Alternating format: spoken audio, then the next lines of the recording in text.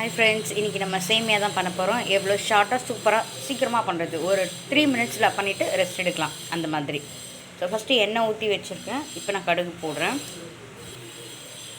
கடுகு நல்லா பொரிஞ்சிச்சு. சீரகம் சேர்த்துக்கலாம். நான் எல்லாத்துலேயுமே சீரகம் சேர்ப்பேன், அதனால். அதுக்கப்புறமா காஞ்ச மிளகாய் சேர்த்துக்கலாம்.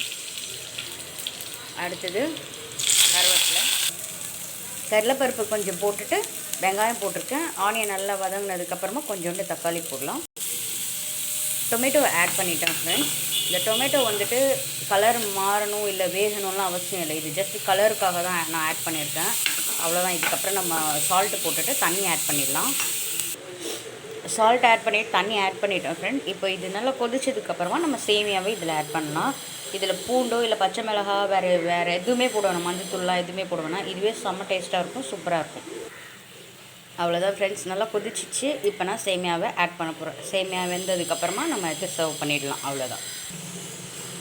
சேமியாவை ஆட் பண்ணிவிட்டேன். அந்த டொமேட்டோ பார்த்திங்களா, கலரு நல்லா ஆரஞ்சு கலர், அப்புறம் வந்துட்டு அந்த கருவேப்பிலை வந்து க்ரீன் கலர், காஞ்ச மிளகாய் வந்து பிளாக் கலராக இருக்கும். நல்லா செம்மையாக கலர்ஃபுல்லாக இருக்கும், சூப்பராக இருக்கும்.